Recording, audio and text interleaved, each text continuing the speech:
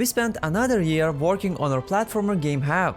During the first 2 years of development, we were making loads of mistakes by simply creating the project without any proper vision in mind. We kept on changing and updating the game by adding loads and loads of different content, models, environments, and all of that kinda made the project structure really messy. And let's not forget about the overly similar character models as well. Yeah, this was not intended, trust me.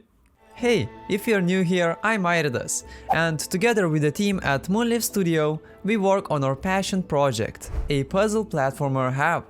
It's a narrative-driven game where you have to control 2 characters at the same time by using the same movement keys to solve challenging puzzles, platforming levels, and discover the mysterious story behind the 2 lost spirits. So I made a promise to do regular devlog videos during the first Halve's devlog, which was already released almost a year ago. Oops. Yeah, time flies by way too quickly.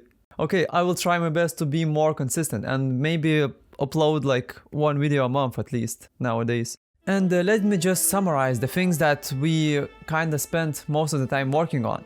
We went through a lot of different and well, kinda boring game fixes, because more than half a year ago, Halve was extremely buggy, had a really poor and unoptimized project structure, which made the development quite tedious in some ways. In order to fix everything up, the most efficient solution was to simply rewrite most of the codebase. We were learning a lot by creating this game because it's probably the biggest project that we have ever worked on together as a team.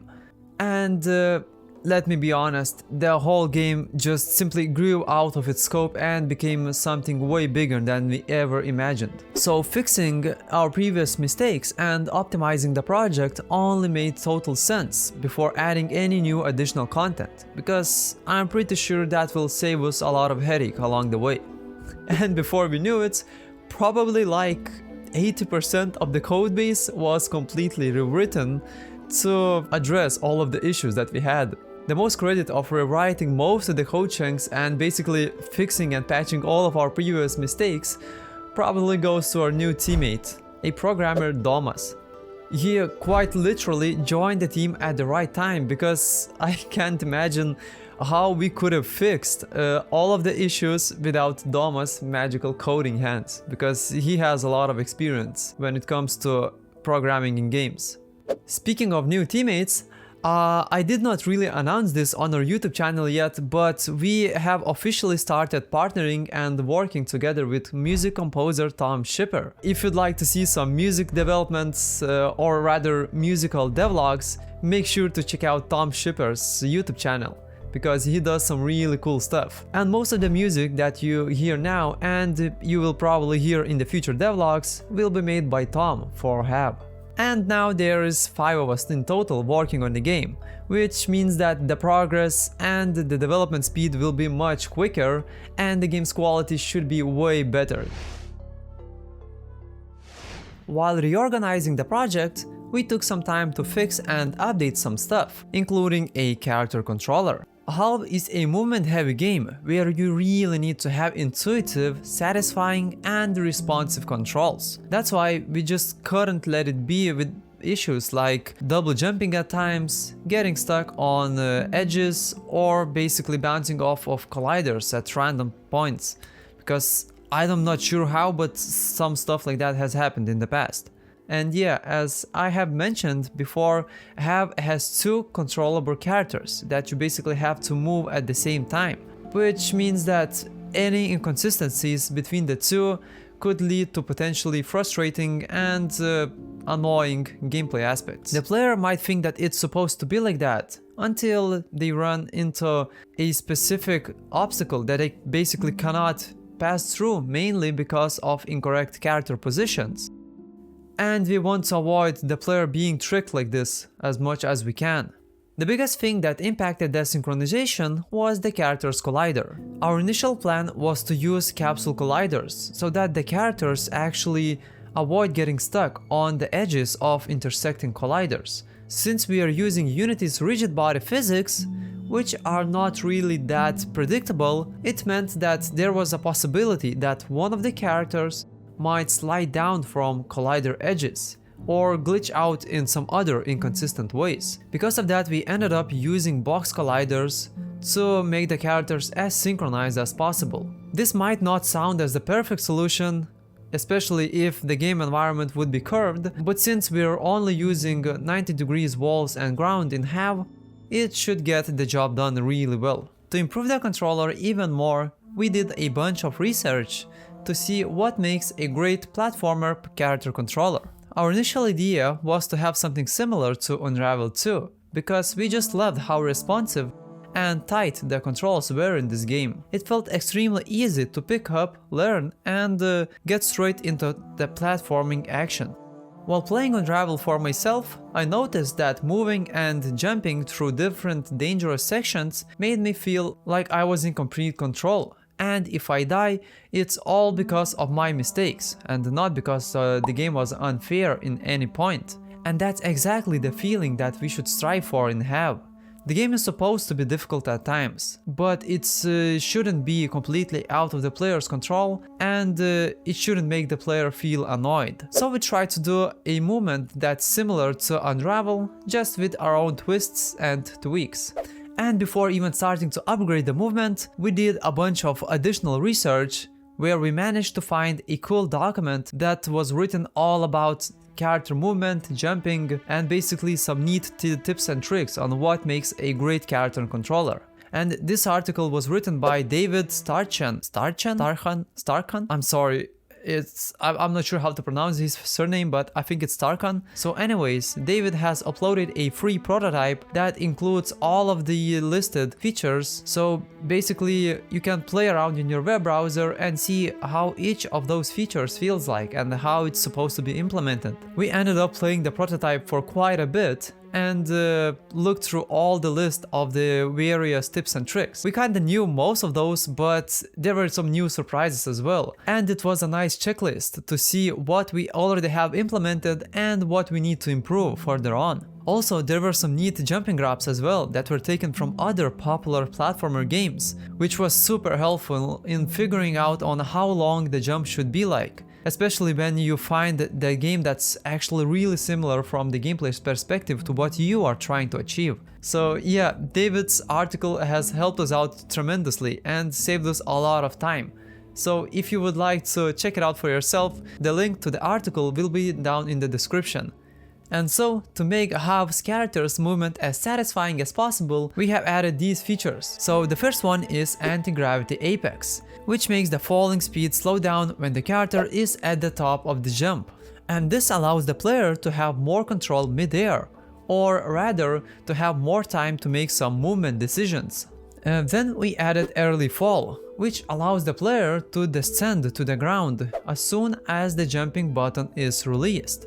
This could be used in sections where you don't need to perform any high jumps, or you just have to avoid some kind of danger sources that are on top of the ceiling or higher up in the air. Like for example, this section in Halve, where you basically have to do like some small jumps in order to take up the collectible. The first thing that we added was jump buffering, which makes the character's jump feel way more responsive, as the player is able to jump up a few frames before the ground is touched after falling down from a previous jump.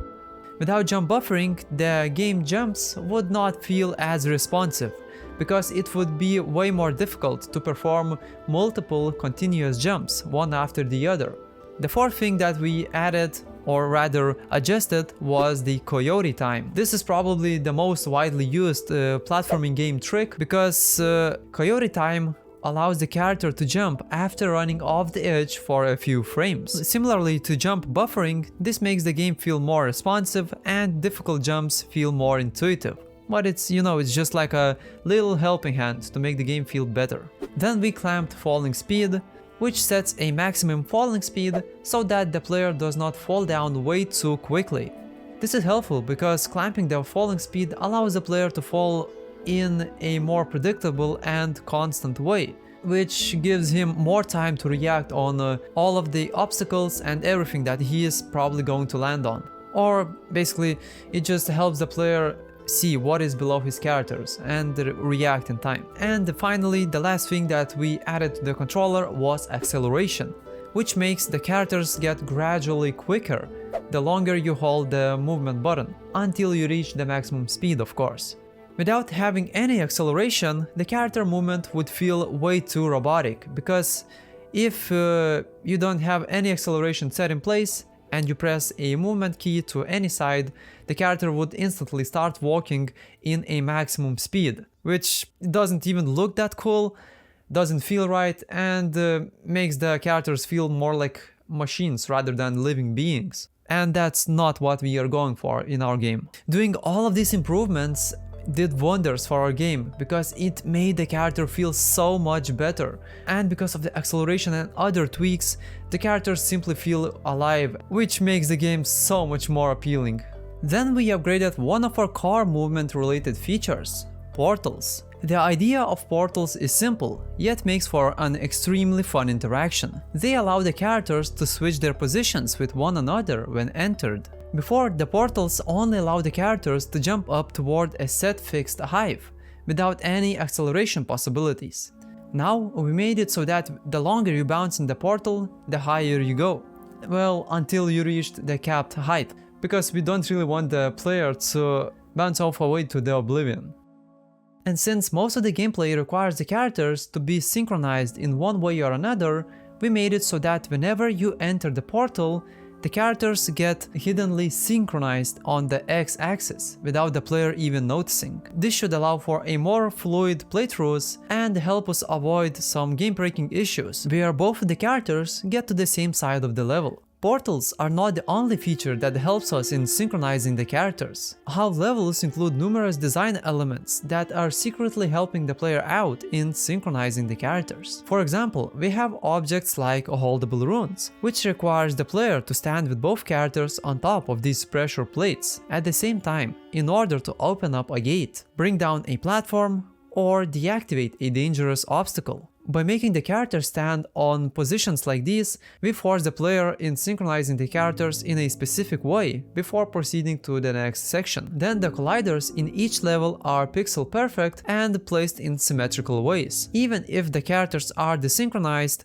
the distance between the blocks were measured accordingly. So if the player wants to jump from one platform to the other character will most likely do the same. Well, unless you are further in the game and you encounter some more difficult platforming sections or puzzles that you will need to put a little bit of thinking into figuring out how to solve. And even if the player still manages to desync the characters, we have one more safety measure set in place.